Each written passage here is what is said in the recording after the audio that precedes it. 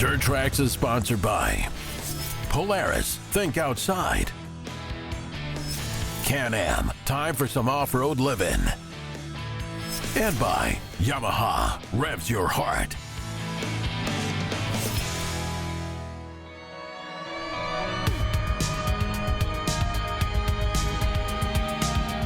We had an opportunity to head out on an adventure with Can-Am to ride the all-new 2023 ATVs at a private riding area just for the media. We were able to not only ride the product on trails, but put them to work in real-life farm and ranch type scenarios, and get a feel for just how much potential these new Outlanders truly have. And at the end of the day, we have got to say this is a massive step forwards for Can-Am, delivering you the consumer a better built, higher quality product, and if you can believe it, at a cost savings. Now first up is the all-new 500 and 700 Outlanders, and you would expect that this is one platform with two engine options, and you'd be what we like to call wrong. The 500 and 700 maybe would be better aptly called the 40 horse and 50 horse Outlanders because they're both a 650cc single-cylinder liquid-cooled Rotax engine. The engine has been shifted a bit to allow for cooler running temps and also send the exhaust straight out the back due to engine layout, helping keep the temps lower, but don't be fooled. This one-lung 650 has lots of get up and go, and are notably strong on the bottom end. Using one main block to accomplish two engine class goals is not something new for BRP, who's done this for years in other categories, most notably the Sea-Doo world with their Spark lineup. Can you take a 500 and turn it into a 700? Well, that'll be the big question, and one that we don't have an answer for right now. But for right now, we do know that they're a great performing engine and strong in both classes of horsepower. And as I mentioned earlier, when it comes to durability, Can-Am has also upped it in this department also. Using a similar quality steel to the Maverick X3, they claim strength is increased, and they also used a tubular architecture to beef it up. The engine puts power into a P-drive clutch, which if you know this clutch from the snowmobile world, you know that it's strong and reliable and efficient. Very, very efficient. Now when it comes to the ergos of the Outlander, this has also been updated with a brand new seat that keeps you putting on miles and not stopping to walk off discomfort. They also increased ground clearance to 12 inches, and that's going to help with keeping you from cringing when you didn't see that rock or log sticking out mid-trail. Obviously the base models are going to come with 12-inch steel wheels and basic amenities. Move up to the DPS and you get tri-mode power steering and a premium glove box, and then you still have the ever-popular XT package with premium features like XPS Trail Force tires, 14-inch black aluminum rims, a 3,500-pound winch, and front and rear bumpers, along with the tri-mode power steering that was in the previous DPS package. However, it's interesting to note the XT is only available in the 700 class 50 horsepower version. The XMR is available as a 700 only, as is the Max XT, and then a DPS Max 2-Up comes in 500 or 700 options. Now, another area of interest is the very, very base model two-wheel drive 500 Outlander. It's the same setup as the four-wheel drive base, but in two-wheel attire, and is only available as a 500 class 40 horsepower at a very effective cost. Now, if you want to step up your work game, the Outlander Pro models are where it's at, and they're offered with an HD5 and HD7 power plant option. There's three main levels of Outlander Pro: the Base Pro, the Pro XU, and the Pro Hunting Edition, which is very similar to an XT with a few variations. The whole deal with the Pro models is durability and workability, and even feature reduced noise and vibration, as well as extended service intervals on the engines, with valve adjustments only required every 300 hours or 6,000 miles, as well as regular service intervals for oil changes at 300 hours or 2,000 miles. The panels on the Pro are very easy to remove, so you can do your own regular maintenance and service if you choose. Now the rest of the chassis and ergos stay the same as the Outlander, but the Pro does have a few extra features up its sleeve. The suspension is work-focused and therefore work-calibrated to work better under load and pulling. It comes equipped from the base model up with utility bumpers to help keep your vehicle safe front and rear, as well as high molecular weight polyethylene footwells to take more abuse on the ranch and not show as many signs of wear. And possibly one of the coolest features is a speed limiter, or kind of cruise control, where you can hold a set speed while doing a certain task like spraying or pulling an implement behind your ATV. Maybe it's a front-mounted snowblower, or a plow, or a rear-mounted grass cutter. You can now set a speed, and the throttle won't advance past that speed while in use, keeping your work more consistent. The speed limiter feature is standard on the Pro XU and Pro Hunting models. Both of these upgraded rigs also get the Visco 4 lock, fully locking differentials, so you can get full power to the wheels in a fully locked mode. No slipping to lock a clutch pack. It's locked up tight so you can pull that heavy load with confidence. And if you really want to step it up, the Hunting Edition features HMW PE, which is that same high molecular weight polyethylene footwell skid plates, as well as aluminum front and rear A-arm protectors and the XT style 3,500 pound winch. Now I gotta say, I am super excited to get these new Can-Am models on the ground here at Trax and do some real world Trax testing with them. So stay tuned, because that's all gonna be coming throughout the spring and summer. Now if you want to check out the rest of Can-Am's lineup, which still has their great G2 Outlander platforms, as well as the Renegades and the 850 and 1000cc engines, go to their website and you can get full 2023 details.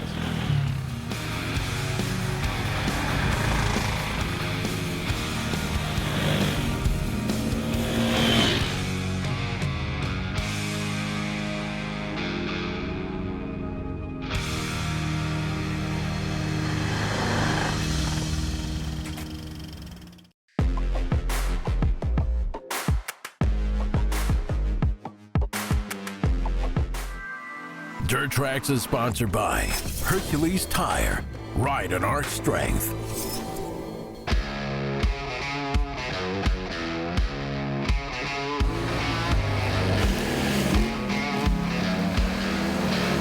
A few months back, AJ outfitted our Sportsman XP 1K with a Commander WS4 track kit available from Kimpex. This led to some pretty interesting comments from you viewers, ranging from praise to scorn for these types of kits. I was able to get out this winter and do some of my own testing on the track-equipped Sportsman, and I have to admit, I was surprised by how capable this ATV became while navigating deep, powdery snow. Certainly much more capable in the snow than the Sportsman was with stock tires.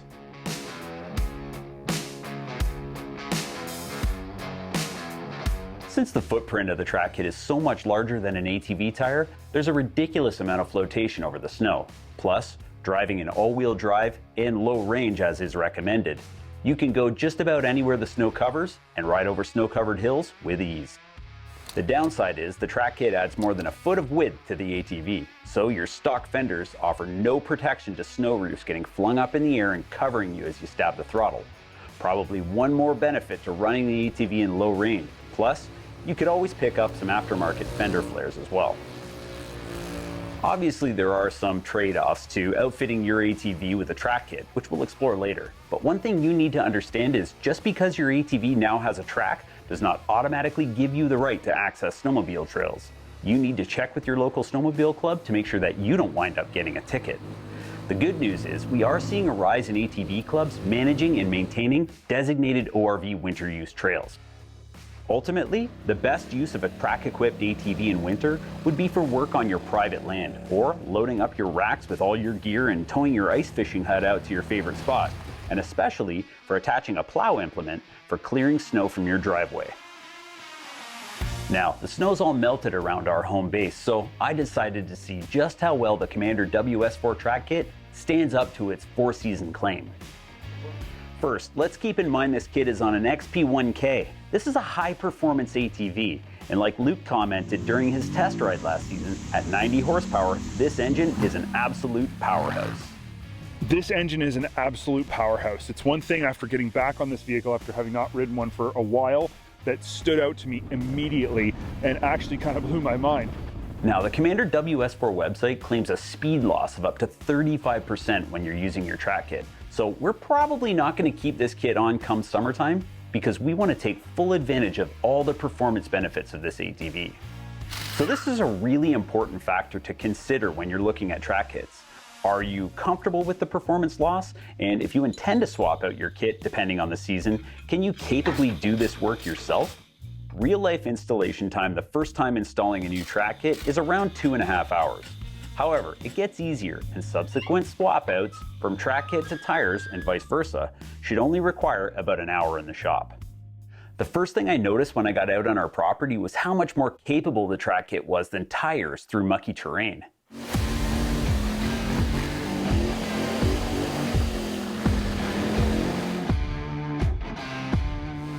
The larger footprint spreads out ground pressure, and with power going to all 4 tracks, you can confidently attack mud holes you might think twice about tackling on your wheeled ATV, making the track kit great for accessing remote locations and negotiating treacherous terrain.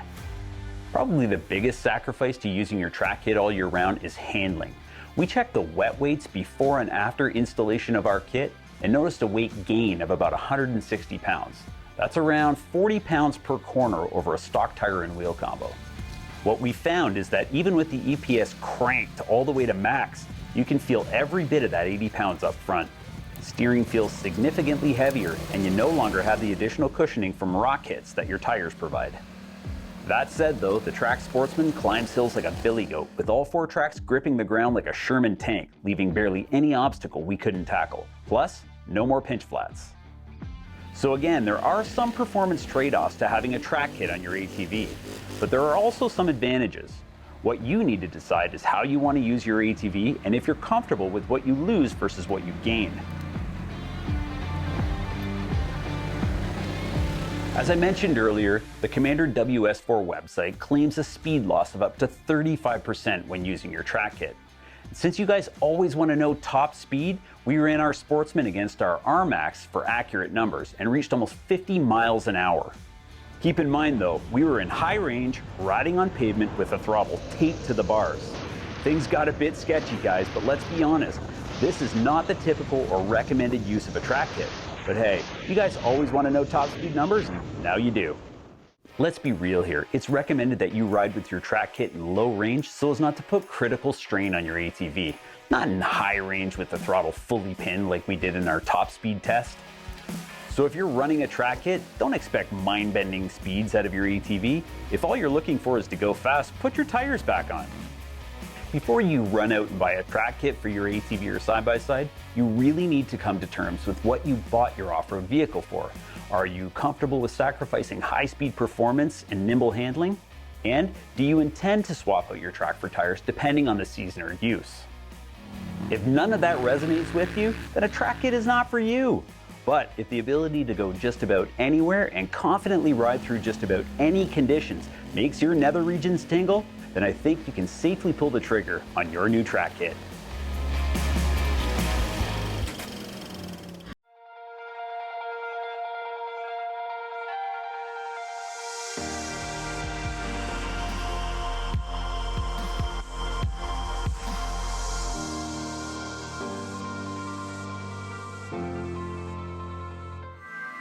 Dirt Trax is sponsored by Princess Auto. Make it work.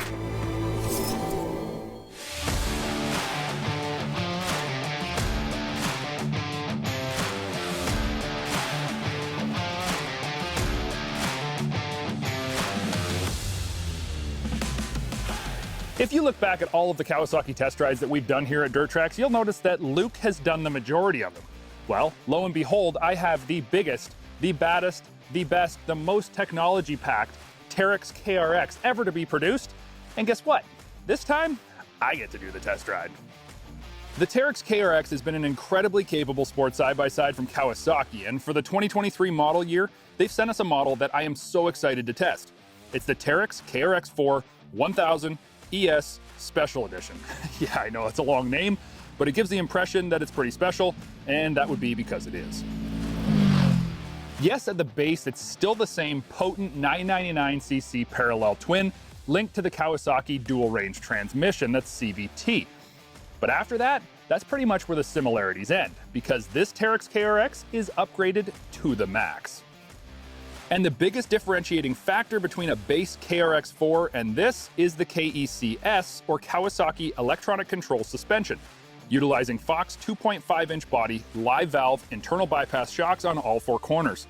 This incredible suspension package gives us not just the control over the suspension settings on the fly, but visualization imaging thanks to the beautifully fully integrated 7-inch color driver screen that has the KECS settings on every layer, as well as a fully dedicated KECS screen to show you the current level of suspension compression. Now, the KECS system works off of a really simple 3-position rocker switch: soft, medium, and firm. It's easy to understand and it's simple to use. On the KECS dedicated screen, you're going to see your current setting, which is also identified by the color of the features being yellow, blue, or green. You'll notice a small dot in the middle of the KRX on the screen that moves as the body of the KRX experiences roll and pitch. We get this thanks to a 6-axis IMU, or inertial measurement unit, that senses force, angular rate, and a number of other inputs to give us the best control over the suspension, which isn't stagnant at the compression pre-settings. No, this KECS system reads the IMU info, as well as the throttle input, speed, and steering position to give us live suspension calibration. Hard outside power slides, the KECS-equipped KRX will increase the outside shock compression to account for this. Hard on the brakes, the front shocks will respond accordingly so that you get the best ride possible from this incredibly high-tech Bosch-powered electronic system. Okay, so I've given you a lot to chew on for suspension, but if you leave with anything, leave with this. The Kawasaki Teryx KRX4 ES suspension is phenomenal. From easy rides with the family to blowing off steam at the end of the week, you're going to be super impressed, and so have I been. And ready for it all really is one of the hallmarks I see the KRX playing too. No, it's not a turbocharged 200 horsepower sand monster. It's 112 horsepower, do-all reliable sports side-by-side that's ready for whatever off-road fun you've got planned. And it'll comfortably take 3 others along for your adventures.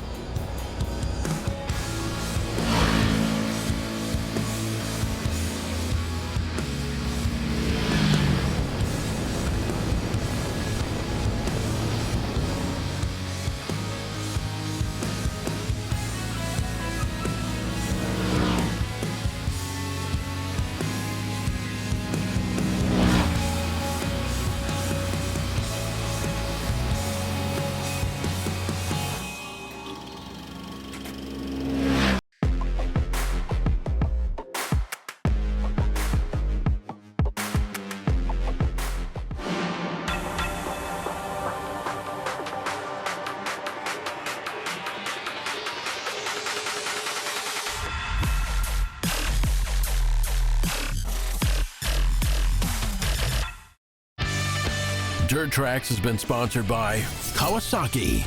Let the good times roll. MBRP Performance Exhaust, built for the victory lap. And by Mad Ramps. Leave the trailer and go.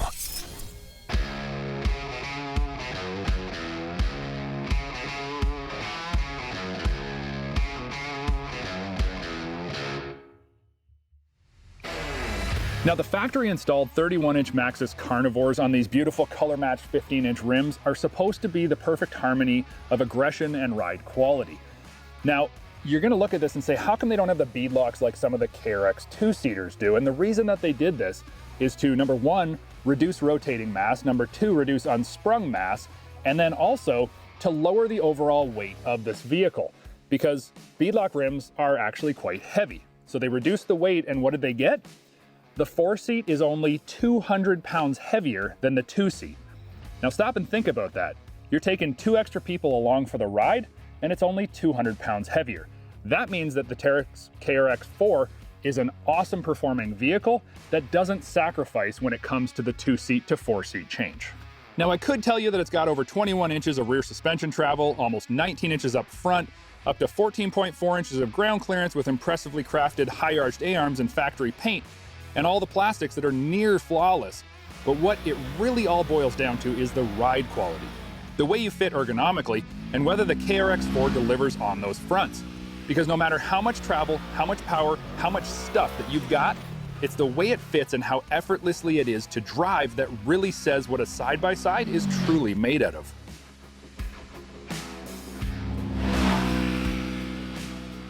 And I can say with absolute assurance that the Kawasaki Teryx 4 1000 ES Special Edition is right in the hunt at the top of its class of naturally aspirated sports side-by-sides. And some of the cool things that really set it apart are features like the easily removable rear seats that give you a huge cargo space should you need it. Plus a dedicated storage trunk under the right rear passenger seat adds a great space for winching gear or tools you might need to keep handy. Add to this the fact that while the rear cargo bed looks really sporty and tight, you can actually fit a fully mounted 32-inch tire in that space if you don't have the subwoofer. So should you be going on an epic adventure and want a spare, you don't need a special rack or mount, and that's a nice feature, not to mention cost savings. The addition of things like the Hiphonics audio system, the integration of the center stack stereo controls, the door-mounted speakers, and the factory-installed roof are features that you're going to enjoy every single time that you ride.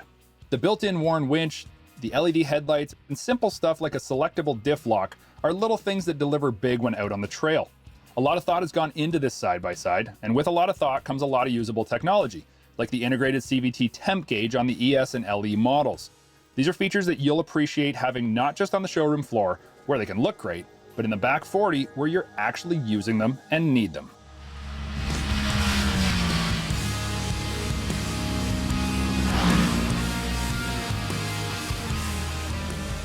Kawasaki really has done their homework and delivered a top contender in the 1000cc sport category with the Teryx KRX4 1000 ES Special Edition. And I'm going to tell you right now, both Luke and Kawasaki may need to claw this thing away from me, because this is one rig I don't want to let go.